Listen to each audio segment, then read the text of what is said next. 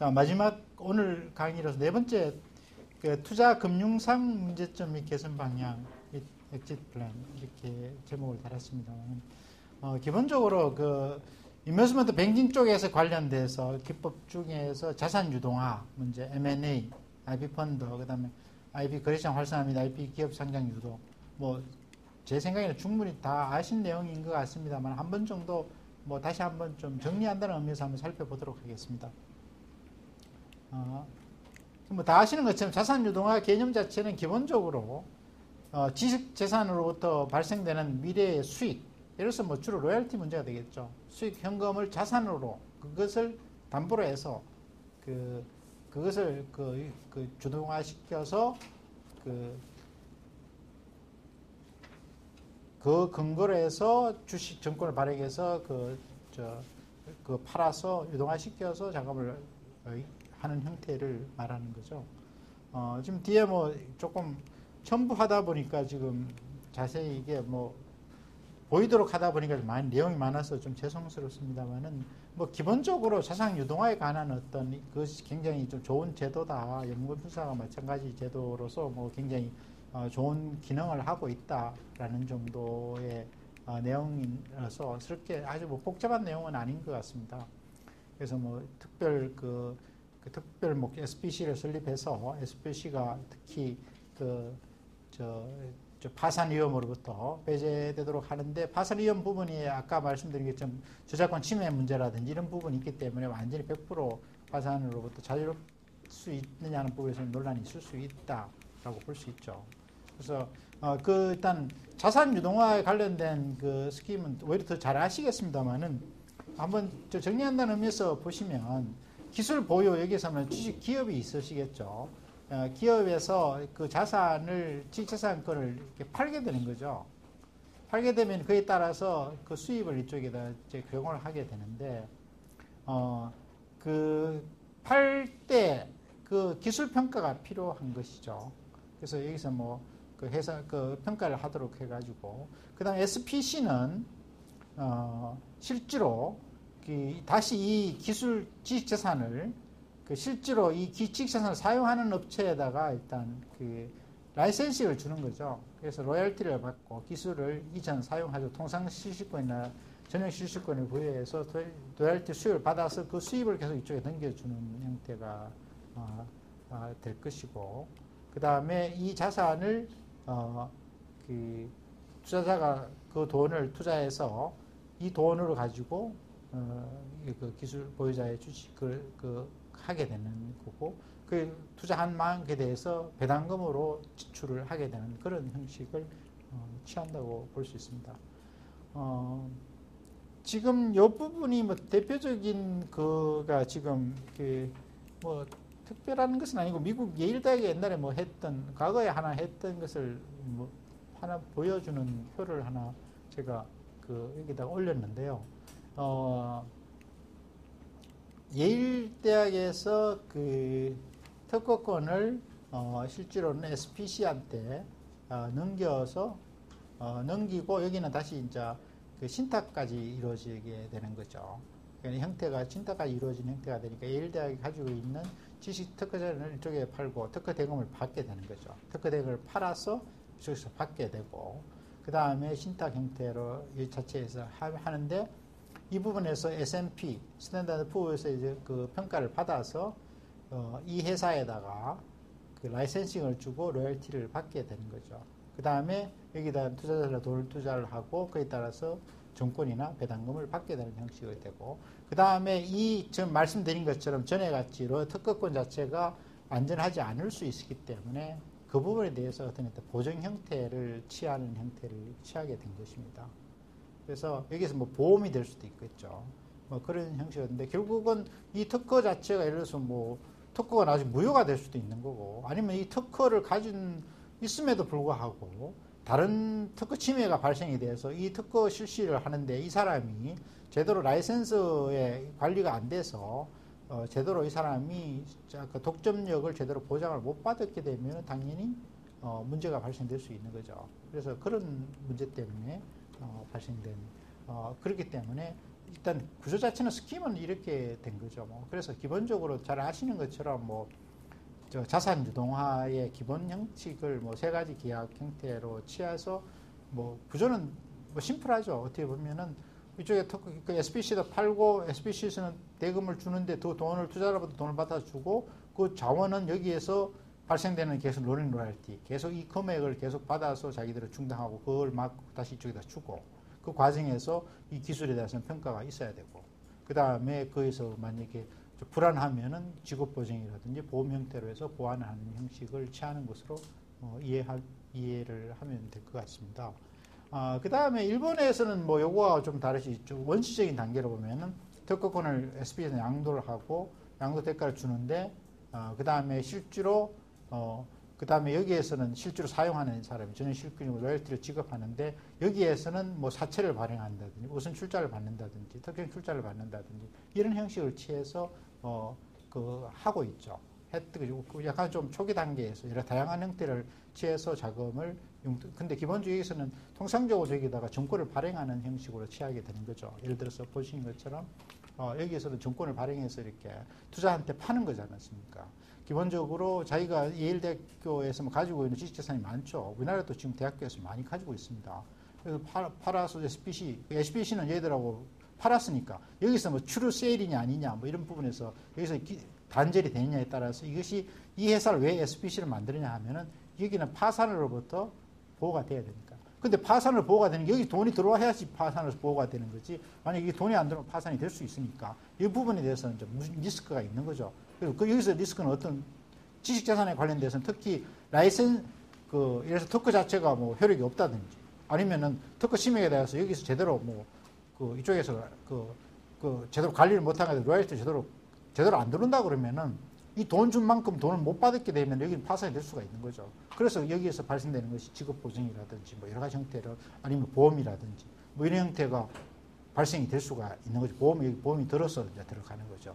그런 형태로 뭐 보안 여기서 이제 여기 투자자들이 맡기고 돈을 줘서 돈을 줘야 이 돈을 가지고 특허 대금을 줄 테니까. 근데 그 문제에서 발생되는 부분만큼을 그 다음에 정권을 발행해서 돈을 투자를 하는데 혹시 만약 여기서 문제가 발생되지 않도록 하기 위해서 여기서는 확실하게 여기서 단절이 됐고 여기 리스크가 이쪽에 넘어가지 않도록 해야 되고 그 다음에 여기에서 특허 자체에 가지고 있는 어떤 리스크가 없도록 해줘야 되는 그런 문제가 있는데 그런 문제가 있다 하면 여기에 대한 보완 조치가 필요하게 되는 거로 당연히 그렇게 되는 거죠. 그래서 스킴은 뭐 아시는 것과 마찬가지 기본적으로 이런 스킴에서 이루어지는데 이제 특히 지식재산과 관련돼서 문제가 되는 것은 방금 말씀드린 것처럼 지식재산이 뭐 제대로 침해가 된다든지 아니면 권리가 없다든지 이런 문제가 있기 때문에 그 부분에 대해서 과연 이게 역시 가치평가가 문제가 발생되는 거죠.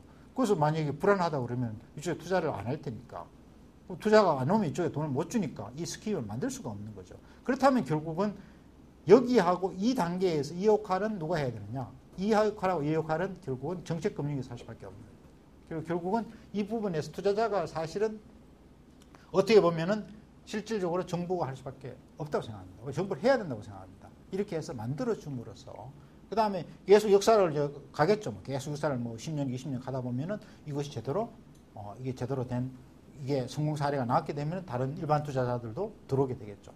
이런 구조에 대해서. 그 다음에 여기에서 보완하는 부분도 발생이 될 수 있고, 그 다음에 이 과정에서 가치평가 부분도 당연히 시장도 활성화되고 그에 대해서 어떤 정립이 될 수 있는 그런 형태로 될 겁니다. 그래서 뭐 여러분이 잘 아시는 내용인 거로 알고 있습니다만 제가 좀 다시 한번 아주 기초적인 사항을 다시 반복드려서 말씀드린 것 같아 죄송합니다만 아주 심플하게 말씀드리면 그런 구조가 되는 거고요. 그래서 그 다음에 결국은 여기서 말씀을 드린 것처럼 결국은 자산 유동화를 활성화를 할 필요가 있는데 활성화하기 위해서는 지금 이런 제도 이런 부분도 어떻게 보면은 하나의 우리가 고려할 수가 있는 거죠. 그래서 이런 식으로 해서 여기서 뭐 자산 유동화가 아니라도 다른 뭐 사채를 발행한다든지 뭐 이런 형태도 뭐 가능할 수 있습니다만은 여기는 여러 가지 또 문제가 뭐 있기는 있죠. 근데 이게 사채를 누가 인수할 것이냐. 여기는 미쓰비시 예를 들어서 뭐 그쪽에서 인수를 했지만 이거 뭐 정부가 인수한다든지 이렇게 하면은 중간 형태, 완전한 형태의 그 자산 유동화는 안 된다고 하더라도 약간 변형적인, 약간 좀 자금을 융통할 수 있는 방법의 어떤 형태는 될 수 있으니까 자산 유동화 쪽에서 그 의미를 가질 수가 있습니다. 그래서 결국은 제 생각은 투자자 쪽에서 역할을 여기서 역할을 정부라든지 정책금융을 받은 쪽에서 어느 정도 역할을 할 수밖에 없지 않느냐. 그러면서 이걸 많이 함으로써 하는 부분도 될 수 있고 그런 식으로 준용을 하는 수밖에 없다고 생각되어집니다. 그래서 말씀드린 또 법제도를 준비하는 것도 필요하지만 나아가 수익 정보를 정책 금융 차원에서 매입하는 것도 고려해 볼 수 있다고 생각이 듭니다. 그 다음에 지금 가장 큰 전에 말씀드린 M&A를 통해 지식자산 확보 및 자금 융통이 있는데 특히 M&A를 통해서 사실은 기업이라는 형태를 취하고 있긴 합니다만은 오히려 실제로 지식 재산을 사고 파는 거와 마찬가지죠. 그런 과정에서 IP에 대해서 정확하게 권리가 있는지 그에 대한 정확한 평가가 정확하게 특정하는 게 필요하고 그다음에 가치 평가하는 것이 필요하죠. 그래서 이 부분에 대해서 이제 이는 결국은 인베스트먼트 뱅킹 입장에서는 이 부분에서 충분하게 전문 인력을 확보하거나 아니면 아웃소싱을 통해서 이 부분이 제도화되는 수밖에는 없을 거로 보여집니다. 그래서 특히 여기서 지금 많이 논란이 되고 그것은 그래서 특히 여기서 많이 이루어져야 될 것은 M&A가 좀 활성화돼야 되지 않느냐는 생각이 가장 중요하죠. M&A가 많이 활성화가 돼야 되는데 특히 적대적 M&A 역시 이렇게 활성화될 필요가 있다 이런 거죠. 우리나라는 전통적으로 M&A에 대해서 시각이 좀 부정적입니다. 왜냐하면 자기 혼자 다 하는 것이 맞고 다른 사람을 그래서 이렇게 경영에 간접한다는 것에 대해서 좀 부정적인 시각이 있긴 있습니다만은 실질적으로 M&A를 가지는 긍정적인 기능이 굉장히 많은 거죠. 그래서 지금 아까 전에 말씀드린 중국의 해외 기업의 인수 합병이 중요한 것처럼 실제로 저가 브랜드 개념에서 지금 굉장히 많이 M&A를 많이 해서 상당히 뭐라 그럴까요? 실제로 브랜드 이미지를 제고하고 그다음에 해외 시장도 개척하고 그다음에 안정적인 자원도 확보하는 그런 이점을 많이 가지고 있는 거로 보여지는데요. 그런 의미에서 M&A 시장을 좀 활성화하게 함에 있어서 적대적 M&A도 좀 활성화할 필요가 있지 않느냐는 생각이 들어집니다. 그리고 그 전에 먼저 보시면 특히 M&A 관련돼서 보시면 역삼각합병을 통한 M&A 활성화가 필요하다고 생각이 되어지는데요.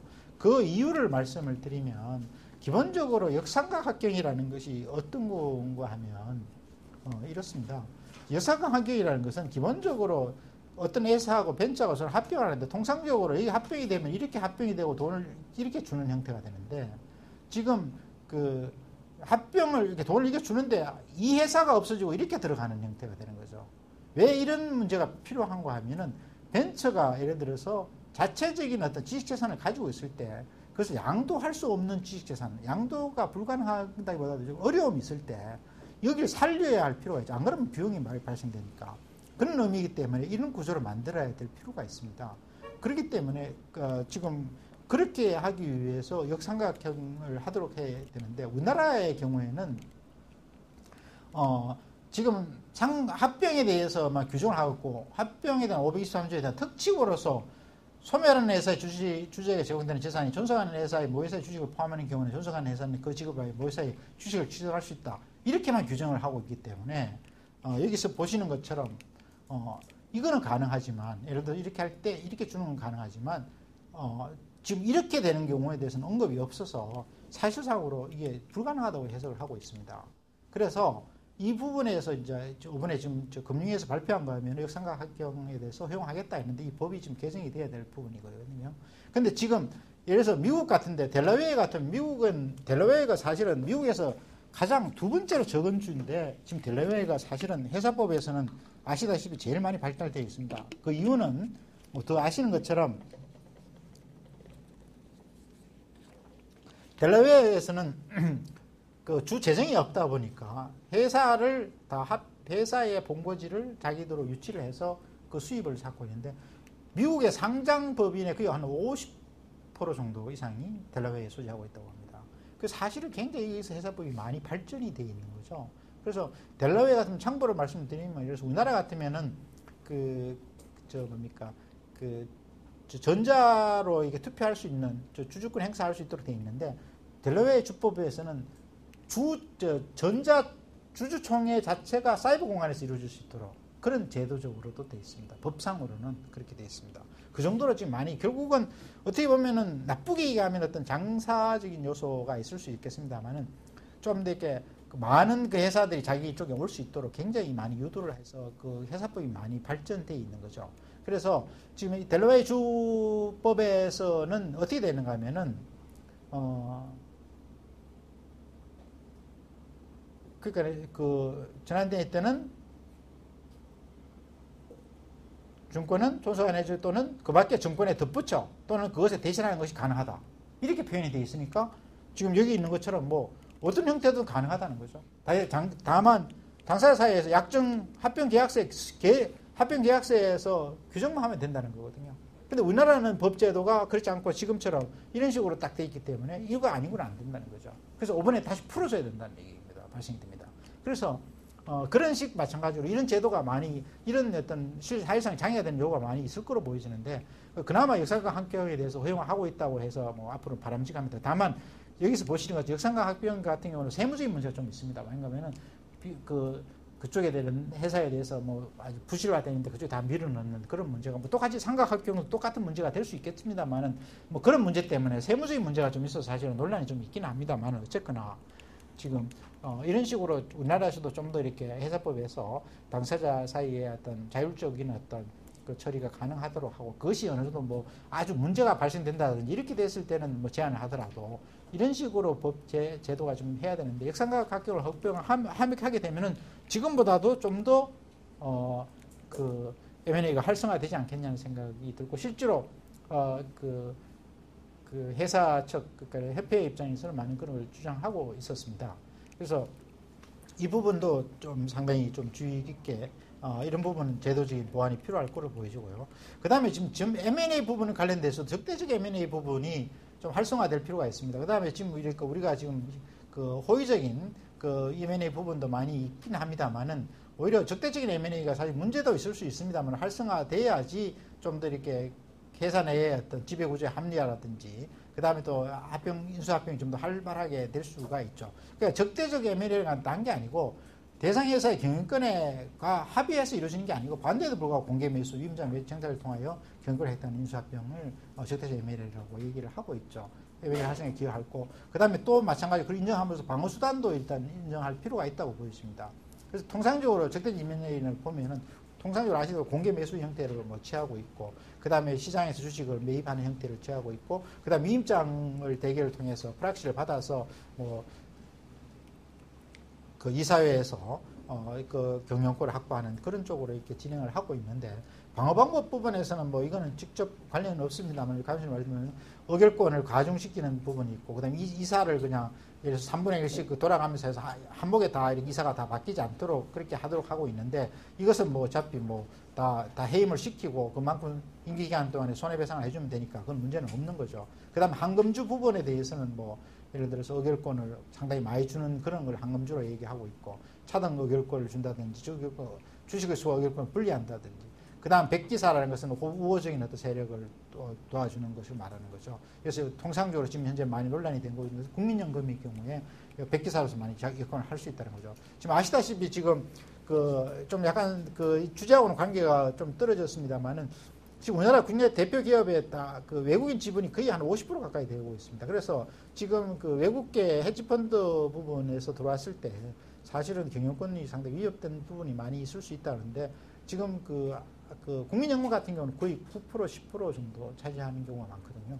그래서 이 부분에서 국민연금이 일단 백기사 역할을 해야 된다고 하고, 실제로 뭐 그런 논의가 있습니다만은, 그와 별도로 이런 방어 방법 부분에 대해서도 사실은 지금 제도적으로 보장할 필요가 있습니다. 그리고 또 특히 벤처기업 같은 경우는 그 자금을 유치하는 과정에서 부당하게 경영권에 침해당할 수가 있습니다. 그래서 그런 측면에서도 그 보장하기 위해서 이런 제도가 필요합니다. 한금주라든지. 그래서 너무 이게 부정적인 시각으로만 들어가도 기업 사냥꾼에 대한 그 자체 부분이라든지 이렇게 해서 그런데 이 부분도 약간 풀어주고 그 다음에 이 부분도 좀 보장해주는 그런 식으로 좀 제도인데 우리나라에서는 이런 제도가 잘 안 돼 있습니다.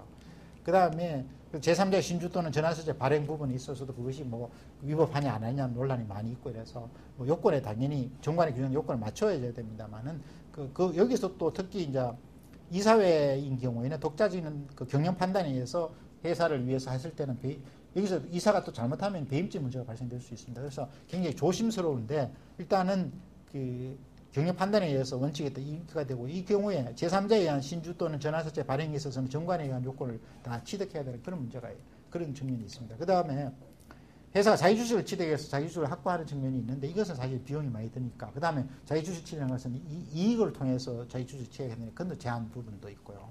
그 다음에 의결권 행사는 미리 아예 계약을 체결해가지고 다른 회사하고 의결권해서 자기한테 우리하고 어떤 일이 생겼을 때 우리한테 유리하게 한다는 그런 부분도 있고, 그다음 황금 낙하산 부분은 어떤 인수 합병이 되면은 돈을 막 엄청나게 이사들한테 엄청난 그 보수를 지급하도록 하는 그런 부분. 그다음 그린메일 같은 경우는 인수했다가 만약 문제가 발생이 되면은 그 다시 비싼 값으로 사달라고 하는 그런 형태를 말하고, 포이즌 필이라는 것은 그 주식을 그 낮은 가격을 살 수 있는, 현재 이게 논란이 많이 되고 있습니다. 포이즌 필가 최근에 그 경매회사, 미술품 경매회사의 주식을 그 서드 포인트라는 그 헤지펀드가 인수를 하는 과정에서 그 상당히 그 어려운 그 포이즌 필을 만들었습니다. 그런데 그 델라웨어 주 대법원에서는 그것이 뭐 적법하다 이렇게 해서 그 포이즌 필을 그 효력을 인정했는데, 우리나라에서는 이 부분에서는 논란이 그 낮은 가격으로 사게 하는 것 자체가 문제가 있다. 그다음에 오히려 현재 지배 구조를 또 고착시킬 수 있다. 그런 문제 때문에 사실은 그 2008년도인가 최근에 한번 상법개정 논의가 됐다가 이게 그 더 이상 논의가 안 됐습니다. 근데 실제로 이 부분도 사실은 좀 적극적으로 고려를 해야 된다고 생각되어집니다. 왜냐하면은 지금 예를 들어서 대기업 같은 경우는 그런 문제가 있을 수 있지만 그 벤처기업 같은 경우는 자기가 적절하게 보호하기 위해서는 이런 부분에서 적대적인 M&A도 활성화시키고 그에 맞춰서 방어법 역시 적절하게 보장을 해줘서 이런 M&A가 좀 활성화될 수 있는 방법도 고려해야 되지 않을까 생각됩니다. 물론 뭐 보는 시각에 따라서 논란이 있을 수 있겠습니다만은 이런 부분도 상당히 많은 그 논의가 필요한 사항으로 보여집니다. 그래서 좀 더 그 M&A가 활성화됨으로써 좀 더 오히려 실질적인 간접적인 IP 그 금융 자체가 좀 활성화되는 그 제도가 필요하지 않겠냐는 생각이 되어지고요. 그 다음에 그 여기서는 뭐 M&A 활성화를 통해서 뭐 여러 가지 그 지원을 해서 뭐 하는 여러 가지 제도적인 측면을 하나 말씀을 드렸습니다. 그래서 투자 수익의 조기 회수 촉진 및 기업 간 기술 획득을 위한 M&A 지원 부분이 최근에 아니라 상당히 그래서 M&A 하는 경우에는 세제상에 뭐 주고 그다음에 법인세에서 공제받거나 뭐 여러 가지 절차를 또 간소하게 하고 그다음에 정책 수혜를 연장하고 그다음에 그런 절차를 간소하게 하는 그런 적용 범위를 소규모 간이 합병 경우에는 이사의 결의만으로도 승인이 가능하도록 해서 그런 하는 제도를 좀 더 범위를 확대하는 그런 식으로 지금 운영을 해서 지원을 하려고 합니다. 그다음에 아까 전에 또 계속 반복된 내용이라 죄송합니다만은 그 세일즈 앤 라이선스 백 하는 것을 하는 위해서는 아까 말했던 IP 펀드라는 이런 게 필요할 거라고, 그다음에 엑짓을 위해서 펀드가 역시 필요하고 IP 감고 자체가 있어서 거래 시장을 조성할 필요가 있다고 생각되었습니다.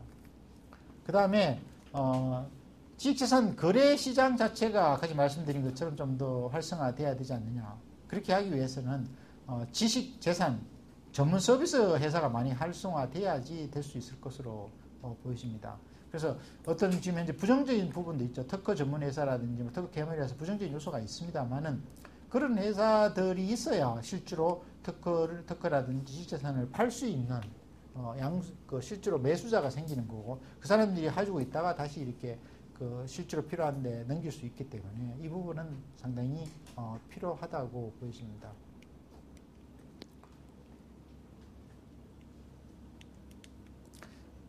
죄송합니다.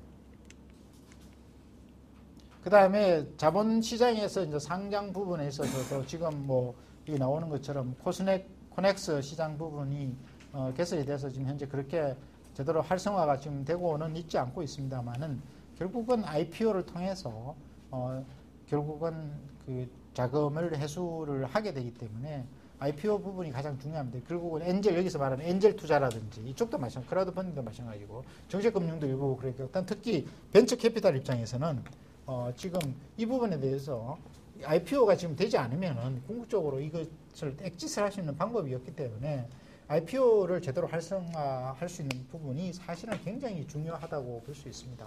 그래서 지금 뭐 생각보다 코넥스 쪽에서 크게 뭐 실제로 좀 그 활성화되지 못하는 그런 단점이 있습니다만은 이 부분을 좀 더 활성화시켜야 되는 그런 활성화시켜야 될 것으로 보였습니다. 그래서 뭐 코넥스 시장에 대해서는 뭐 여러분이 잘 아시는 내용과 마찬가지로 작년 2013년 7월 1일 날 개장이 되었는데 그다음에 진입 요건도 상당히 완화시켜서 이렇게 하고 있는데 생각보다는 뭐 활성화가 많이 되고 있지 않은 그런 문제가 좀 있습니다만은 좀 더 이 부분을 더 활성화시켜야 될 거로 보여집니다. 그 다음에 지수산 관련해서 뭐 이런 전반에 했던 뭐 세제 지원이라든지 이런 부분에 대해서는 뭐 여러분이 잘 아시는 것처럼 이 부분에서 한번 정리했는 표를 지금 하나 등재를 했는데 그 부분에 대해서 한번 보도록 하고요.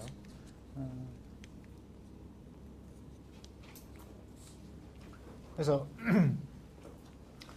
이 5번 주제 부분에 대해서는 뭐 내용이 많지 않아서 중복된 부분에서 많이 줄이다 보니까 그 내용이 좀 간략하게 설명이 됐습니다만은 먼저 그 자산 유동화 활성화를 위한 법제도적 장치 부분에 있어서는 아까 전에 그 보신 것처럼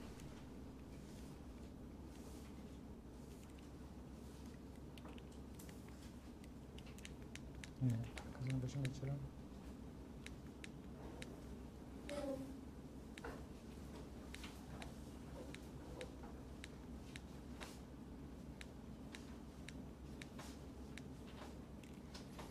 결국은 여기에 투자자 입장이 결국은 투자자가 왠가하면 방금 말씀드린 것처럼 이게 SPC 여기는 SPC가 되겠죠. SPC가 지금 예를 들어서 파산으로부터 단절이 돼야 되는데 예를 들어서 뭐 지식재산권에 침해가 있다든지 지식권에서 하자가 있다든지 이런 문제가 됐을 때 문제가 있을 수 있기 때문에 그런 리스크를 또 평가 문제도 있겠습니다만 되게 되면은 투자자가 많이 이 부분에 대해서 정권을 인수하지 않게 됩니다. 그래 되면은 결국은 이 제도가 활성화될 수가 없는 거죠. 그래서 실제로 우리나라에서 많이 활성화되고 있지는 못했습니다. 그래서 오히려 이 부분에 대해서 어느 정도 투자자로서의 그 정책 금융을 인수를 해야 되는데 그렇다고 무작정 할 수는 없을 거고 결국은 여기에서 로열티가 안정적인 이 회사가 팔 수 있고 이 회사가 이 투자자한테 팔 수 있는 것은 팔고 돈을 받아서 그 다음에 여기다 돈을 주고 그 다음에 여기서 돈을 받아서 안정적으로 배당금으로 지급을 해야 되는데 이게 안정적으로 돼야 되는 거죠. 그래서 안정적으로 이 부분이 안정적으로 되느냐 하는 부분이 이런 딜이 많아져서 시장에서 이게 안정성이 돼야지 투자자가 민간에서도 많이 나올 텐데 나오기 전까지는 정책금융으로 할 수밖에 없을 거라고 보여집니다. 그래서 그런 역할을 정책에서 정부에서 아니면 정책금융으로 이 부분을 해줄 수밖에 없을 것으로 보이지고요.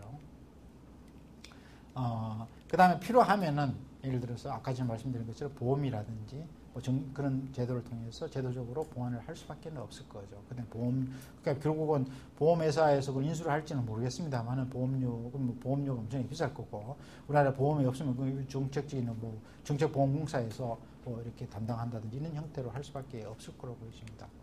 그 다음에 M&A 활성화이라는 법제도 개선 방안 부분에 대해서는 지금 현재 M&A에 대해서 사실은 인식적 자체가 좀 변화가 될 필요가 있다고 보여집니다. 왜인가 하면은 M&A를 통해서 사실 가지는 굉장히 순기능이 많음에도 불구하고 우리나라에서는 M&A가 사실은 활발하지 않는 거로 됩니다. 지금 모든 IT 관련 기업에서는 전부 다 M&A 통해서 기식을 척도하고 있는 거죠. 모든 것이 서로 막 다 사고 조그만 그 기업에 대해서 그 기업을 인수함으로써 다 지금 규모의 경제를 통해서 그 지식을 그 사실은 회사를 사는 게 아니고 재산을 사는 그런 형태로 이루어지는데 우리나라에서는 그런 부분이 아주 좀 미흡한 것으로 보여져서 이 부분에 인식이 좀 필요하고 그 다음에 뭐 특히 뭐 IT 관련돼서 말할 것도 없고요. 참고로 뭐 해외 사례를 보면은 IT에서는 특히 말할 것도 없습니다. 중국 사례를 보면은 뭐 볼보에 뭐 이렇게 자동차 부분을 인수해가지고 실제로 굉장히 그 성공적으로 자동차 시장이 그 중국의 자동차 산업이 굉장히 많이 발전된 측면이 있습니다. 그다음에 IBM의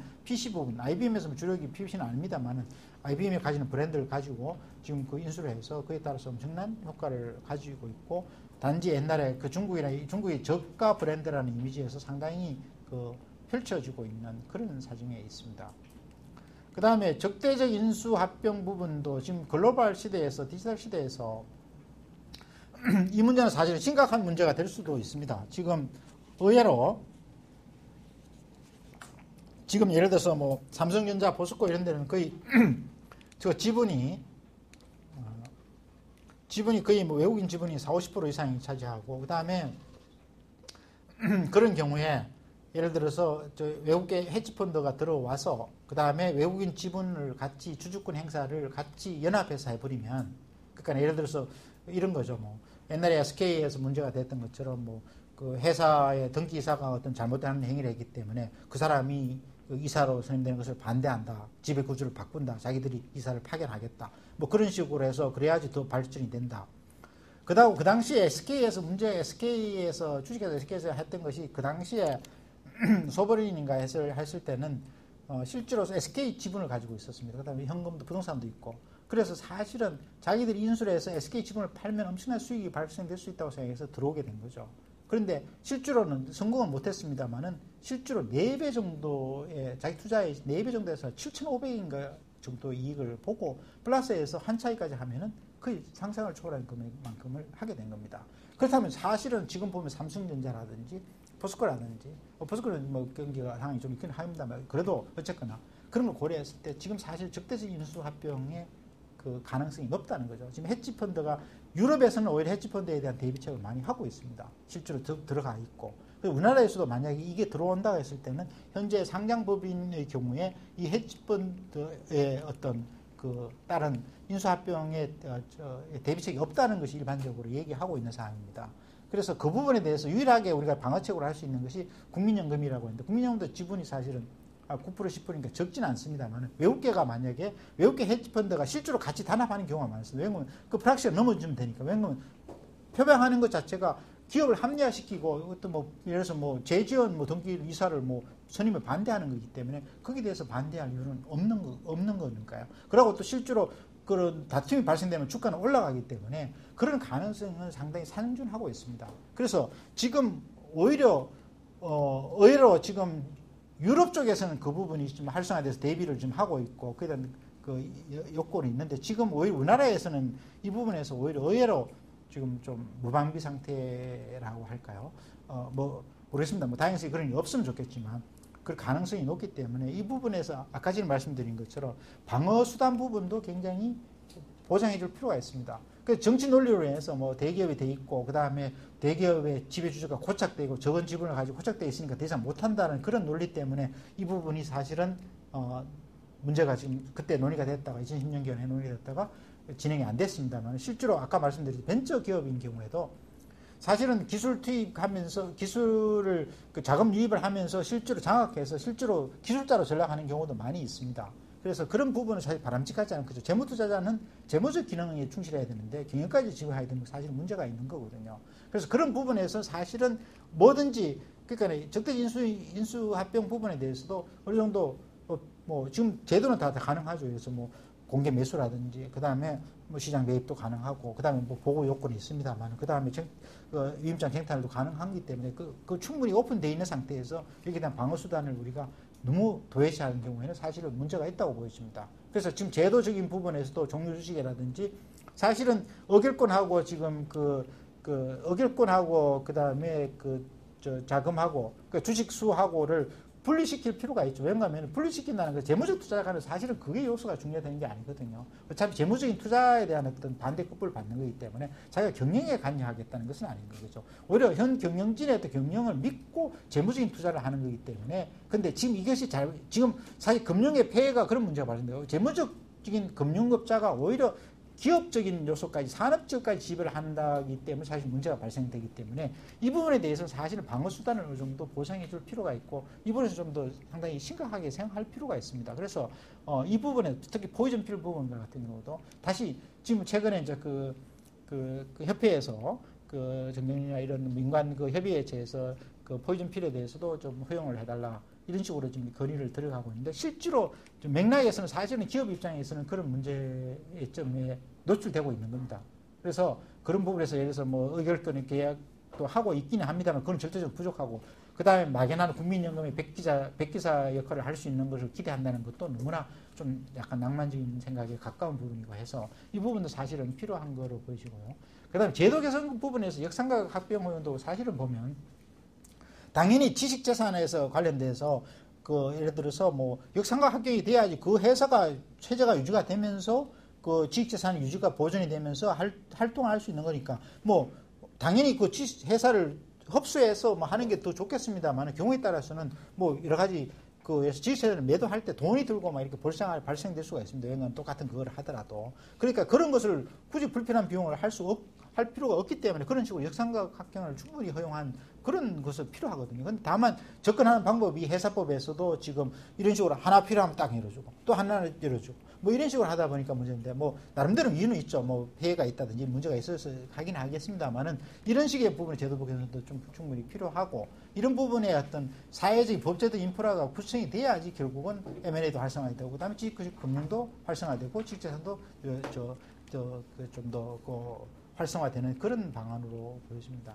그래서 그 다음에 가장 중요한 그 사항, IP 거래 시장의 활성화가 사실은 가장 중요하죠.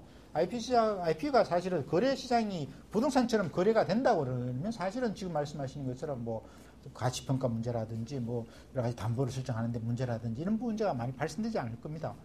그렇다면 결국은 그런 거래가 다양하게 발생이 돼야 되는데 그렇다면 결국은 누군가 그 시장에 그 플레이어가 있어야 되는데 그 플레이어가 실제로 수탁자라든지 특허 아니면 그 지식재산 전문 서비스 회사가 많이 활성화되어 있으면 거기서 자기들이 그 여러 가지 특허를 뭐 지식재산을 사모으고 또 그에 따라서 인큐베이팅도 하고 뭐 컨설팅도 하고 또 상업화도 시키고 또 뭐 팔기도 하고 뭐 이런 식으로 활성화되는 부분이 있습니다. 그리고 특히 지금 가장 중요하게 생각한 것은 그런 시장에서 지금 도메스틱 시장은 굉장히 한계가 있다는 거거든요.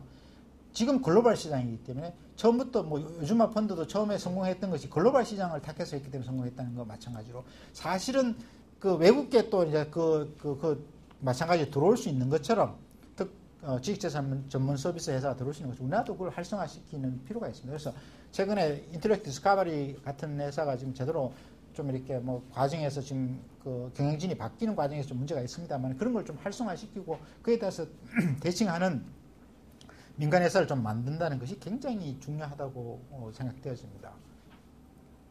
그래서 아까 전에 말씀드린 것처럼 제가 드리고 싶은 말씀은 모르겠습니다. 저는 그냥 의견은 제가 뭐 특별한 의견이라기보다도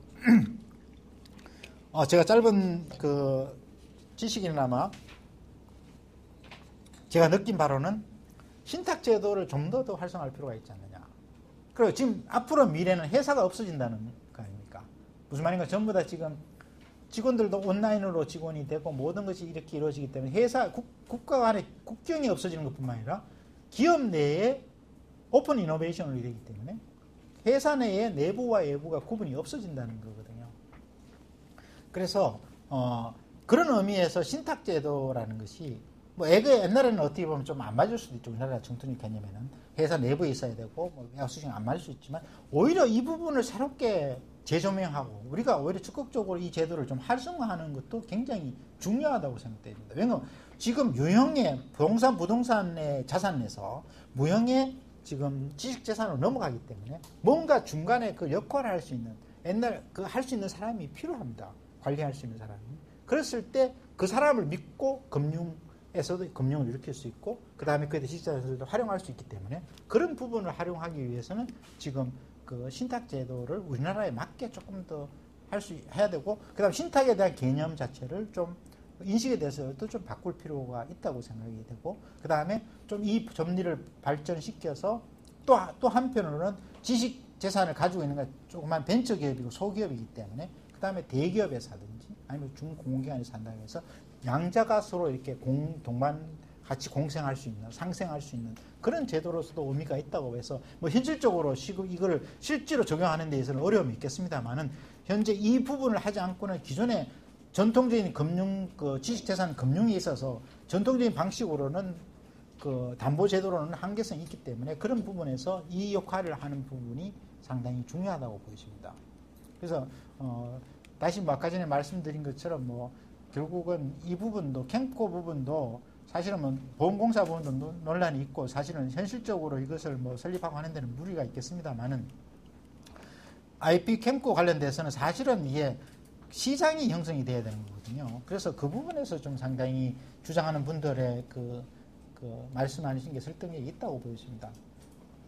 그 제가 얘기하다 보니까 뭐 이게 법률적인 부분이 아니라 오히려 더 내용을 더 잘 아시는 분들 앞에서 제가 이렇게 말씀을 드린 것 같아서 좀 죄송스럽습니다만은 제가 여기서 오늘 이 시간 부분에서는 말씀드리고 싶은 것은 좀 더 그 신탁제라는 어떤 이런 IP 그 금융이 좀 더 활성화되기 위해서는 신탁이라든지 그다음 부수적인 그런 법 제도가 조금 더 정비될 필요성이 더 있다고 생각되어지고요. 그 다음에 거래 자체를 이루게 할 수 있는 그런 IP 감코라든지 IP 보험공사라든지 뭐 그런 부분이 좀 더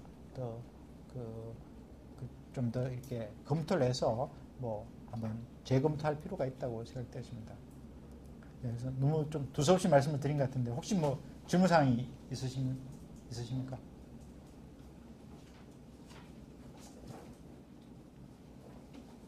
볼커룰이라고 있지 않습니까? 네? 볼커룰. 볼커룰이라고. 네. 미국의 네. 현지 권리나 지사를 가지고 있는 네. 시들이 상업은행, 네. 펀드를 조성해서 투자를 할 경우에 각종 제약이 지금 발생하는 걸로 알고 있습니다. 잠깐만요. 미국에 있는 미국 은행에 미국의 현지 법인이나 지사를 둔 예를 들어 국내 예. 국내법상 아니면 미국법상. 미국법상. 예. 근데 그러다 보니까 예를 들어서 국내 은행들이 펀드를 만들어서 네네. 인텔렉처럴 디스커버리가 만드는 해외 펀드가 네네네. 있다고 네네네. 거기 네. 만들어서 미국에 투자를 하려고 해도 네네. 거기에 따른 제약이 있는 걸로 우리가 알고 있습니다. 네네네. 그게 이제 신설되지도 된 지가 얼마 안 돼가지고 지금도 계속 태평양 법무법인 통해 가지고 은행 연합회 통해 가지고 지금 조율 중인 걸로 알고 있는데요. 네네. 그렇게 됐을 때는 우리가 수업 시간에 배웠어요. 펀드를 통한 지적 재산 투자가 사실상 좀 어렵지 않나 하는 생각이 들었어요. 그렇죠. 펀드 자체를 했을 때 결국은 예를 들어서 뭐 계열회사라든지 뭐 약간의 그런 취급되는 부분, 그 부분에 대해서는 그게 완전히 단절되지 않을 수가 있는 거로 저도 알고 있습니다. 펀드로 했을 때. 왜냐면 펀드 자체 성격을 어떻게 따라서 다르는데, 뭐 투자 조합을 한다든지 이렇게 형성이 됐을 때는 당연히 그 관계가 특별법이 없는 한 지분을 가지는 그 어떤 계열회사라든지 뭐 그런 형식으로 취급이 될 수가 있죠. 그래서 그 부분에 대해서는 미국법에서 시각에서 그거를 어떻게 보느냐가 차이가 있어요. 우리나라 법에서는 예를 들어서 뭐 그에 대해서 예를 주면은 특별 규정을 둬서 뭐 계열회사로 취급함에 있어서 뭐 이런 거 제한을 둬버리면 상관이 없지만 미국 입장에서는 그게 간접적으로 해서 결국은 영향력을 행사할 수 있다고 본다 그러면 뭐 투자로 본다 그러면은 그 부분에 문제에서 있기 때문에 아시다시피 미국의 은행법은 상당히 규제가 좀 굉장히 엄격하기 때문에 그 부분에 대해서는 현지 법에 따른 그 부분을 할 수밖에 없는 걸로 알고 있습니다. 그래서 은행법 같으면은 예를 들어서 각 주에 따라서 뭐 법이 달라질 수 있으니까 그 주법에 따라서 뭐 투자하는 지역의 주의 어떤 그 법률에서 예를 들어서 뭐 그 어느 정도 지분이 얼마 되고 얼마 됐을 때는 뭐 이것을 그거로 봐서 직접 뭐 그 적용이 대상이 된다든지 아니면 적용 대상 범위에서 제외한다든지 그렇게 볼 수 있기 때문에 그거는 구체적인 법률 투자하시는 그 법의 뭐 구체적인 주 관련 그 법률에 따라서 또 아니면 관련된 뭐 일반법이 있을지 모르겠습니다만 그렇게 판단할 수밖에 없지 않을까 싶은데 지금 말씀하신 것처럼 펀드로 통해서 완전히 자유로울 수는 없는 한계성은 있습니다. 실제로. 왜냐하면은 그게 다만 이제 구조를 만들어야 되겠지만 지금 투자조합이라는 형태라든지 뭐 이런 형태라지 그렇게 되면은 뭐 좀 논란이 있을 수 있고 PF라든지 뭐 여러 가지 뭐 펀드 중에서도 성격이 다 있겠습니다만은 그 펀드를 어떻게 구성하는 구성 형식에 따라서 지금 말씀하신 것처럼 그런 규제를 피할 수 있느냐는 것은 굉장히 좀 어려운 문제인 것 같습니다. 지금 제가 당장 말씀드리기는 제가 그 부분에 대해서 뭐 답변을 드리기는 좀 어려울 것 같고 말씀하신 것처럼 펀드를 통해서 투자하는 것 자체에 대해서 결국은 여러 가지 또 고려 요소를 해서 컨트롤할 수 있느냐, 뭐 어떤 그 영향력을 행사하느냐 이런 부분에 따라서 예를 들어서 뭐 투자조합을 통해서 하는 경우는 당연히 문제가 발생될 수가 있겠죠. 근데 다른 형태가 있으면 그래도 또 그 지분 형태가 들어가면 지분에 지분이 들어가는 거니까 걔들도 카운트하는 방식이 있으니까 그에 따라서 뭐 규제 대상이 되는지 안 되는지는 그렇게 판단할 수밖에 없을 것 같습니다. 네, 그래서 뭐 답변이 충분히 못해서 죄송합니다. 네, 네, 장시간 수고하셨습니다. 네, 마치겠습니다. 네.